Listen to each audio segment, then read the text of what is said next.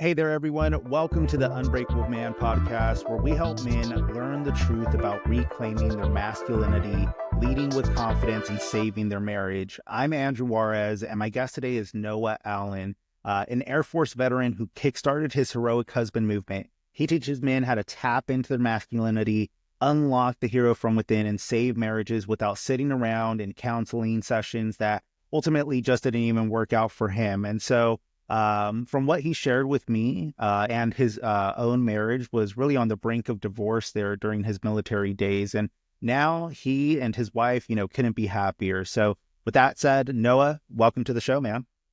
Hey, thank you, Andrew. It's an honor just to be on this show. Yeah. Awesome. Well, glad to have you. So Noah, when we were talking before the show, you mentioned that, you found a way to help successful men save their marriages from the brink of divorce, with your emotional layering method without really having to sit in the shit of your own problems and lose that masculine frame. And not only that, but you've also helped men see results, in as little as a few weeks. Is that something that, is true? Is that something that you really do there? Yeah, Andrew. So what's interesting about that is when you know the difference in the dynamics between the masculine and the feminine, and you know exactly what you need to say and what you need to do to stop the bleeding in your marriage, a lot can happen, especially when you understand how to maintain your frame as a leader, even when she's shit testing you. Yeah, that makes sense. And so, I definitely want to explore that together in a bit. But before we do, can you just kind of fill us in on, how you got here? Yeah, well, it's a lot has happened since back then and now. And like most men, the only thing that was different for me is that I was in the military. And then while I was also trying to transition out, I was trying to figure out how to build up my own business. I was trying to get prepared for that when it came to ending my Air Force career. Yeah. But like most men, I got the whole, my wife came to me. She said, I love you, but I'm not in love with you. And I don't see us being together anymore. And I mean, obviously, I was distraught. I thought, how the fuck did this happen? I was constantly going over everything in my head, thinking of what I could have done better or differently, worrying about all of the if onlys while like begging and pleading and doing all the stuff that everybody knows Right. now after the fact not to do, right? Yeah. But I knew things were messed up just to begin with. Like, if I had to be honest with myself. Mm. I just thought that, you know, it'd blow over. I was in the military. I was just making sure that I would show up to work, come back home, do my due diligence as a husband. And I mean, honestly, Andrew, my wife started to, kind of take off without me, to tell you the truth. And so I knew things were kind of bad. Like literally, she would just sit in her car out of nowhere, then she'd drive off. And then all of a sudden she was gone. Right. And there was even a point where she almost pinned me because things got really volatile and really bad. She almost pinned me in between our washing machine and her car just because I pissed her off. And so all the red flags were there. That Latina blood, huh? Yeah. All the red flags were there, and I just willfully ignored them. Like most guys, because it's a little tough. And that's when I started and realized that I had to make a decision. I can either throw up my hands and give up and go on to the next one, or I could look at myself in the mirror, own up to my role in the relationship, and truly understand where I dropped the ball as a leader. I mean, honestly, that's just textbook 101 in the military, right? When they teach you. When the mission fails, a good leader looks at himself first and takes on extreme ownership. He doesn't blame his subordinates or the people that he's running mission with, right? Right. So I knew that we could be better, and I knew my family deserved more, and I wanted a better relationship, like how it was when we first got together, but even better than that. Yeah. And I mean, and that all sounds great, but then like what happened after that? Well, unfortunately, at first I didn't really do anything. I didn't know how to do things or what to do. Actually, I just kind of rejected the role that I played in the relationship. I blamed my wife, and I dove headfirst into working. And then working out and really thinking she was crazy, right? And however, though, deep down, I kind of knew things were still fucked up, Uh-huh. and I was only ignoring the inevitable and just Yeah. making it worse, especially because it just seemed like she would just go off and just be by herself, and I could just feel and see kind of the gears in her head turning, and she just got angry and angrier. And Uh, then, from there, I was reading a book that I could find, and I was making sure that I watched every video and just seeing if there was anything that I can do to save my marriage while it was crumbling right before our eyes. But I mean, I could literally see my wife slipping away between my fingers. We were literally becoming the definition of roommates with rings. And yeah. unfortunately, it was like, especially when when we still were sleeping in the same bed at that point, she was literally just inches apart, but she felt like she was miles away, right? Yeah. Yeah. And nothing I saw or used or felt that would worked. It didn't matter how long, you know, that I would try to use it, just nothing worked, right? And what Yeah. made it worse is that I can see it in her eyes. I could literally see that, whatever you want to call it, that spark, that love, that respect, that admiration just quickly fade. Okay. Yeah. Yeah. And then that's how I stumbled upon an old video of my wife and I. And I really looked at the differences between me as a man back then and what was going on in that moment there when my wife had gotten angry, broken plates, and just took off. And, to be honest, and this was a really tough realization that I had to come to, Uh, it seemed like and felt like he was more heroic, which is when I started to kind of tap back into those principles that I once had and then started to try to use them again in my marriage. And that's when I understood that there was a difference in the dynamic between the masculine and the feminine. And uh, I kind of started to see my relationship show signs that it could turn around. yeah. Yeah. I mean, that sounds pretty intense. So, I mean, coming through that, was it pretty much just like you alone going through all of that? Or, did you have people around you that were helping you go through that process? Well, I had a couple of people, but what's even more interesting is before those people came into my life, that's when my wife, started to come back at me when I was starting to change and starting to kind of get it and kind of figure things out and know that I kind of fucked up. Hmm. Hmm. But she hit me with massive resistance. Wow. She kicked me out of the house. She would nonstop scream, yell, throw plates on the ground. Like I said Mm, before, she even got physical once with me, wow. where I couldn't see, right? And that's because she had hit me right after I had some eye surgery. Oh, And, instead of throwing up my hands, though, I knew that this was going to be a delicate dance. That's how I like to describe it. It's kind of like a waltz where right, I right. learn how to dance as a leader myself. Then I offer her that invitation. And I knew that I was going to have to face that dance and face the music Mm, in order to mm, fight it, right? Especially for the most important thing for me, which has always been my marriage and my family. yeah, I didn't yeah. give up. And even though it felt like she was trying to get rid of me and get rid of all hope, I kept going after and trying to heal her feminine, understand her on a deep level, and really healing that hurt that I caused in our relationship while leading by example and just still pushing forward. Yeah, that makes a lot of sense. And so I guess like it sounds like after that breakthrough, you really made a ton of progress there. So, I mean, after that, was it pretty much smooth sailing from, then on? I wish success is ever rarely just a straight line up. It's Right. always filled with these ups and downs, Yeah. Yeah. It's man, otherwise everybody would be really good at stock trading or the lottery, right? But, Right. when I was in the military, I was away from my family a lot. So Mm, for the most part, I had to do a lot of these things on my own, right? yeah. But thank God I had stumbled because I was trying to transition out and I was trying to build up my own business. Uh, I found my business mentor. And what the funny thing is really, he ended up not necessarily, he taught me business, but he mainly taught me mindset, which is basically 90% of everything in life. Right. Right. Yeah. And so through him teaching me the power as a man, the deep power of the subconscious, and helping build up myself, kind of all clicked. And then I quickly took those principles and used them in my relationship because it was very interesting.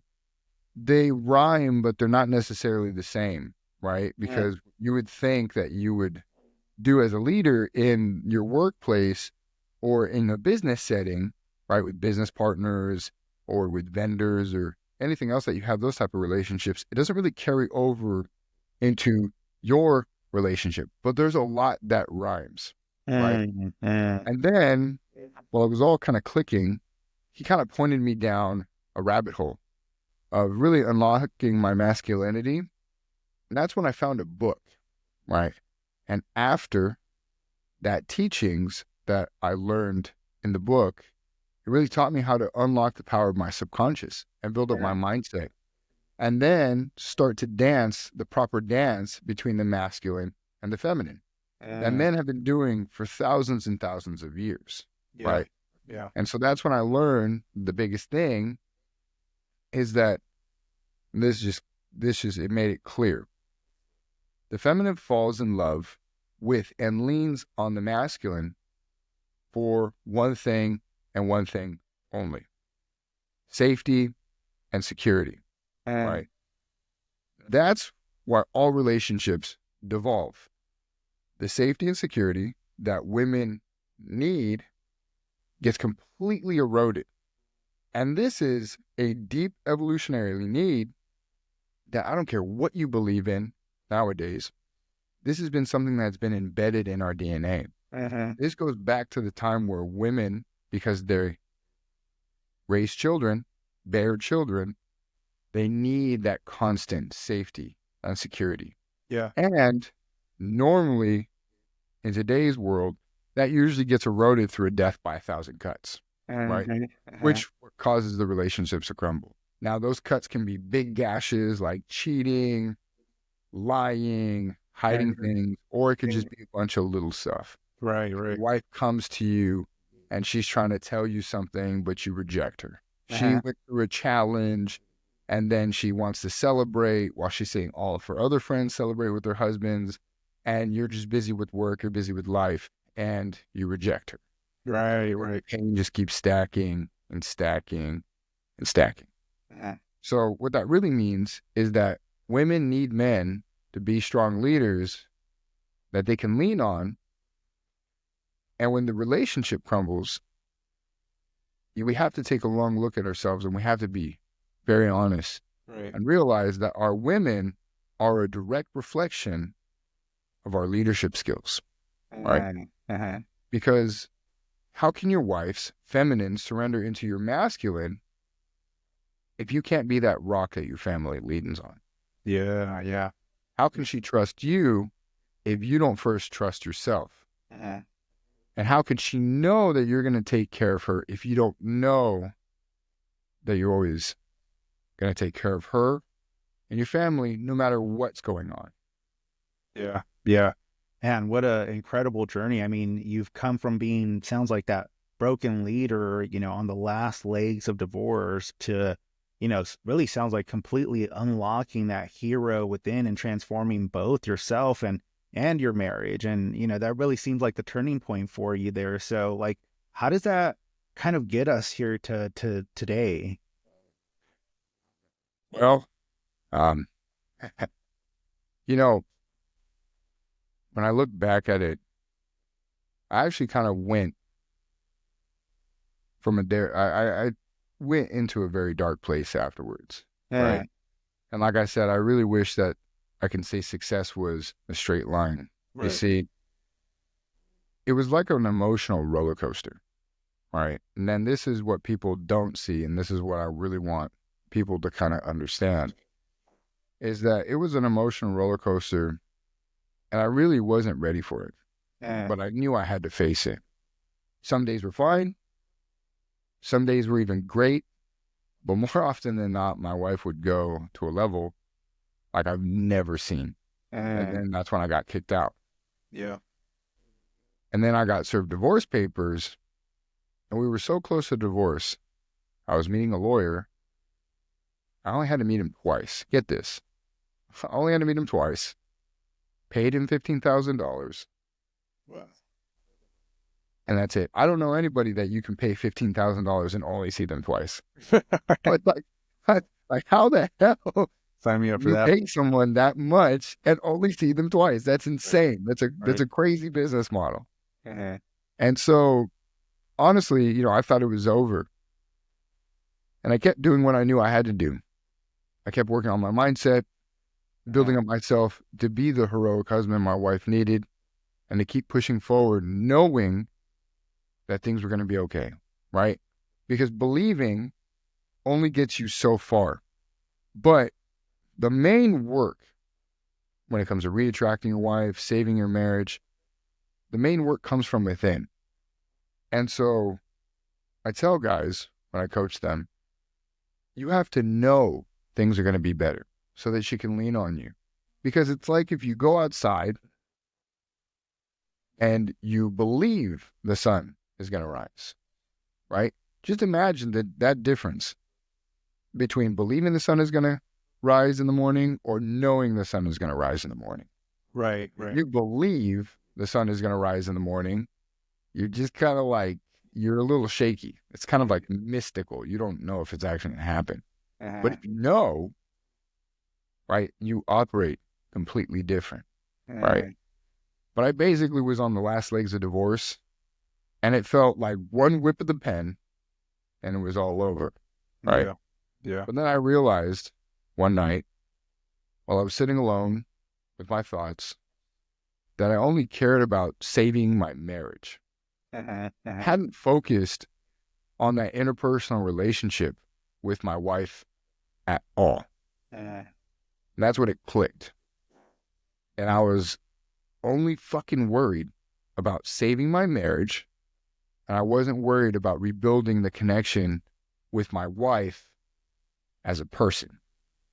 So with that, I felt like I completely changed as a man. I started to focus on her and I, and then I implemented what I call the feedback loop, which is really open-ended questions that lead to real active listening, which I make her feel understood so that we can build up that connection. And I started to realize that my wife didn't feel safe around me. She didn't feel safe with me mentally.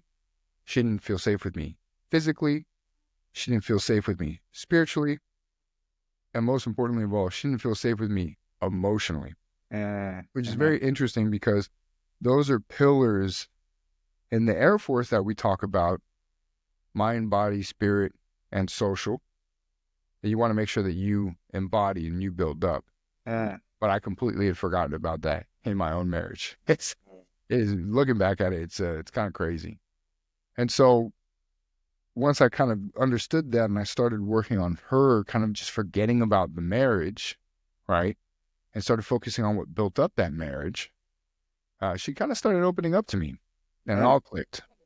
She told me over the years I dropped the ball as a leader. She used to come to me for safety, warmth, motivation, encouragement, and fun, but then I would reject her. And it would come from a macro level of me saying, hey, no, not now, kind of pushing her off, focusing on the game or focusing on a movie or a TV show or something else, right? Or it'd be in micro expressions that she would pick up. It'd be on my face. My eye would twitch. She would say my lip would kind of like, like get up, like get away from me. Right. Yeah. And I was rejecting her holistically. Even though I was focused on, building a business for her, and she felt like I basically had abandoned her. Yeah. Because I wouldn't even let her into my office. I would get angry. I'd get so angry when she was there. And I would shut down. I felt like I wanted to run my head through a wall because I just didn't want her there distracting me. But that really leaked, and that just caused a massive amount of bleeding that I was just blind to, right? Yeah. So after she told me that, I completely changed even more. Eh, Yeah. I mean, man, what an incredible story. But like, if you had to go through all of this to, to really get to the results that you were able to get to, I mean, is that what everybody has to go through to get those same kinds of results? Well, you know, kind of is. And it isn't at the same time. And I'll tell you why. After that conversation and understanding a woman's deep need for a relationship and deep needs in a relationship, I also realized that you can't really reset that, right? You need to go layers deep and uncover the few core issues that are actually causing the bleeding and fix them. That's what it really boils down to. Right. And it really is because what most guys kind of look at, now this comes from Maslow's hierarchy of needs, but what most guys look at is they look at the bottom two layers. They look at the chores, they look at the money, they look at, hey, look at what I'm doing for you emotionally. And they don't realize that that's just the base layer of the pyramid. There's 3 more layers on top of that, with the highest layer being self-actualization. You are being the best that you can be. And the layer above safety is love and belonging. That's why you have to go layers deep and understand where that bleeding's come from. And you have to fix it and create that connection and make her feel understood, while also becoming a holistic Renaissance man, becoming a hero. Yeah. Because for thousands of years, men knew the rites and rituals, rites, between the masculine and the feminine. And amongst other men, women understood the rites and rituals, rites, amongst other women. And that created a beautiful relationship between the masculine and the feminine. But we started to become hyper specialized, and we totally forgot that we have to, as men, because being a man isn't just a born right? Because you're born into this. It's not just a privilege, because, it is pretty cool being a man. Women have their benefits too. Right. I'm biased to men. But it's a way of life. And men have known this for thousands of years. That's why there's the Freemasons. That's why there's the Knights of Columbus. That's why there's the Rotary clubs. Men have been part of fraternal organizations that have helped other men go through this. That's why there was an apprentice, a journeyman, and a master model. Because men used to understand that they not just had to hyper focus onto something, but they had to be good at literature, poetry, philosophy, theology. They had to be good at debate. They had to be good at understanding people's perspectives and being able to talk to anybody. And what's interesting is, before I was in the military, I was pre-med, and I felt a calling to go into the military. And that was one thing that I wanted to do, is become a holistic doctor, a doctor of osteopath, a DO, instead of an MD. And I remember one professor that I had, he was a JD-MD, so he was a professor, he was a doctor, lawyer. And, he was the one that told me that. And it was very interesting because I've always, until things kind of devolved, but I always had led my life that way, being well-rounded, being holistic. Because nowadays, your wife can get those base needs anywhere and everywhere, right? She can hire a therapist, she can talk to her friends, she could talk to her parents or a support group, right, for the emotional needs. For the sexual needs, I mean, she can get a vibrator, she can get any other guy, right? For the chores, she can hire people, she can get your kids to do it. Right. So you need to satisfy her, and in turn, you'll be able to satisfy yourself, because you're as you're leading, and humans have a reciprocity effect. You need to become a man that's heroic and irreplaceable, while also healing and fixing and talking and understanding on a deep level what's really going on. So that's what I did. Yeah. I started to have conversations with her in a way that allowed her feminine to open up to me and to build that trust and to satisfy her for that safety and security. And then that holistic need that she needed from me as more, right? That she can't get from anyone else but me. That then allowed her feminine to surrender into my masculine and allow me to be the hero our family needs. And then, honestly, months after reflecting on everything that my wife and I had gone through, I knew that I didn't want anyone to go through this. I honestly wouldn't wish this on my worst enemy. Yeah. Especially the divorce limbo. That's literally where you feel like the world is just moving on around you and you're numb and you're just kind of like a ghost going in between places. Especially because the divorce rate is so high, and it doesn't just stop between you and your wife. It leaks to your friends, your kids, your family. It even starts to change society as a whole. That's what I believe. Yeah. Why do you think there's so many and so much different ways to get divorced? And why do you think it's at an all-time high? Right? When just 100 years ago, when men knew all of this, and it was very obvious, and men and women actually had a deeper love, divorce was at its lowest. They understood these rites and rituals. They understood this balance between masculine and feminine because we're a great team. Yeah. So that's when I knew that my mission in life had to drop that divorce percentage. And I knew that if I could make it drop by even just 1%, I would know that I've done some good in this world. Right? And that's why I wanted to make sure that every man out there knows the truth so that they never have to feel the pain that I felt all those years ago. Yeah. So that they actually have a relationship that's filled with love, respect, passion, peace most of all, and admiration. So that's the reason why, I'm doing what I'm doing. And now I've started the Heroic Husband movement. That's why I'm here on this podcast today.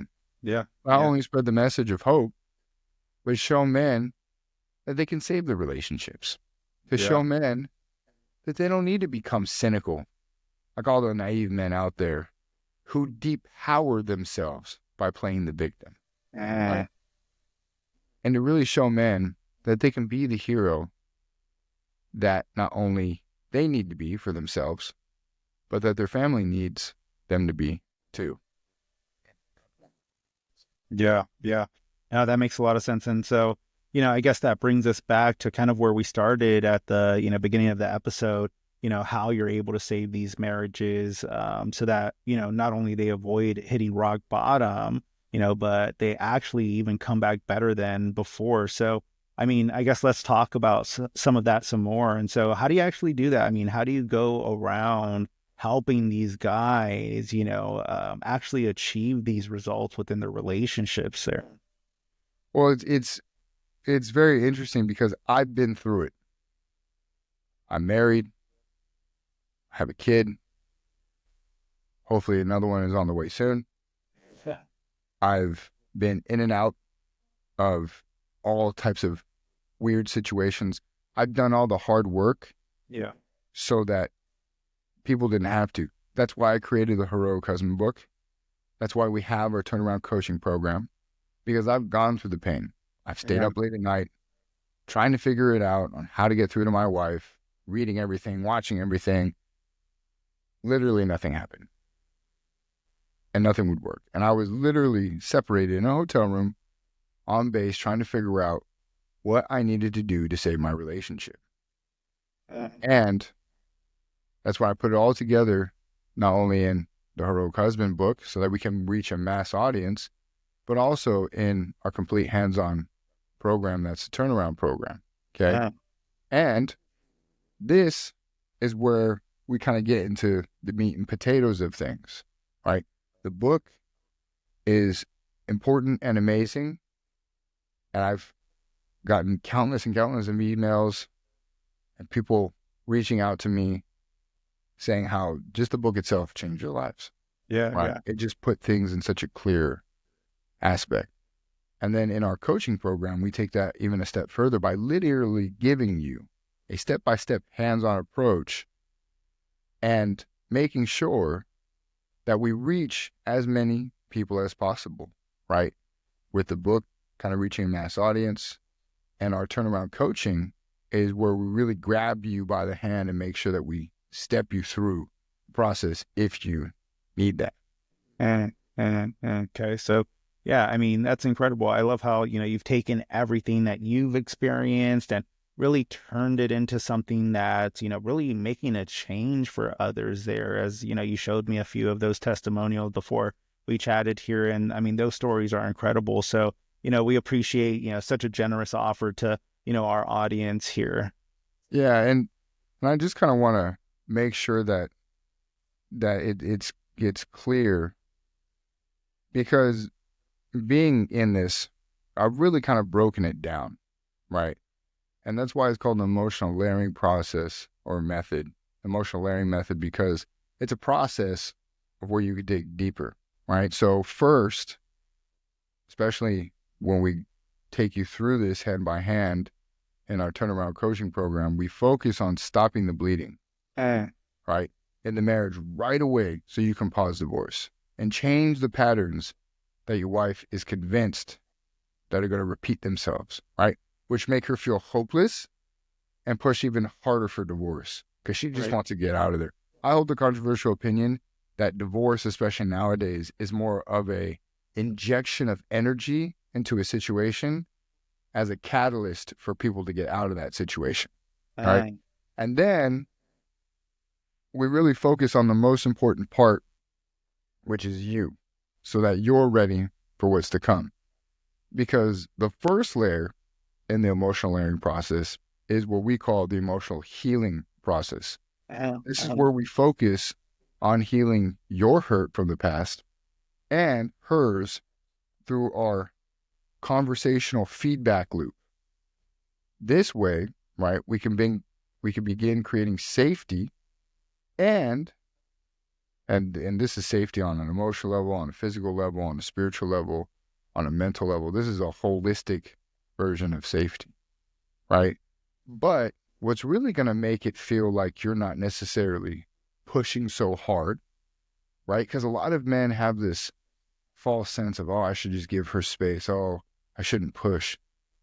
Creating space is just going to have her go through her mind, trying to find all of those mistakes that you've gone through. I don't believe in no contact. We don't believe in no contact. We even teach you guys on a deep level, and you'll hear this on YouTube videos. You hear this all over from me. Stop texting her because, and this is crazy,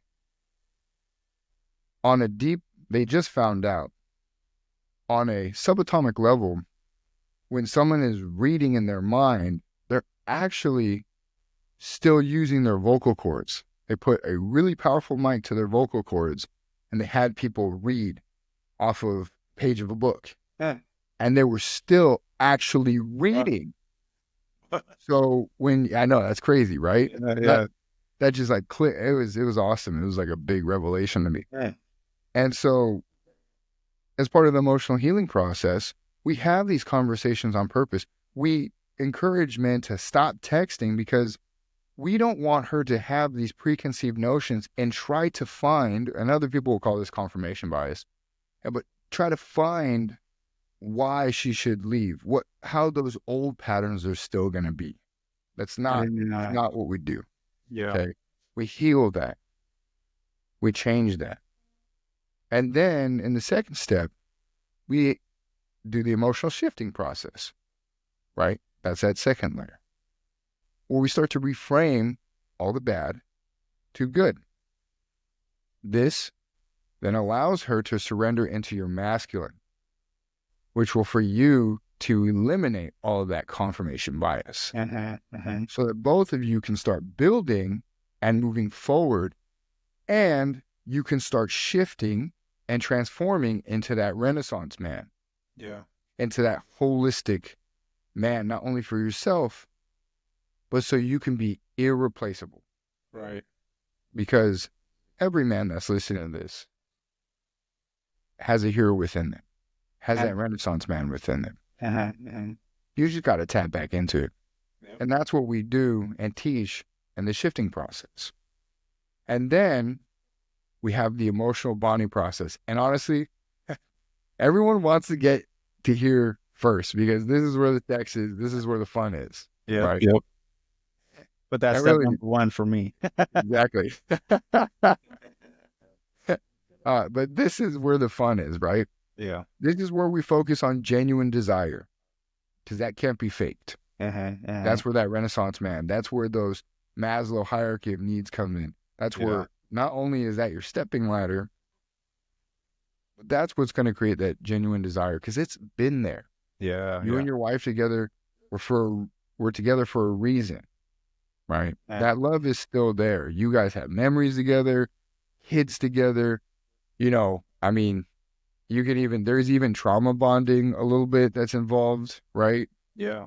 There's those shared experiences, okay?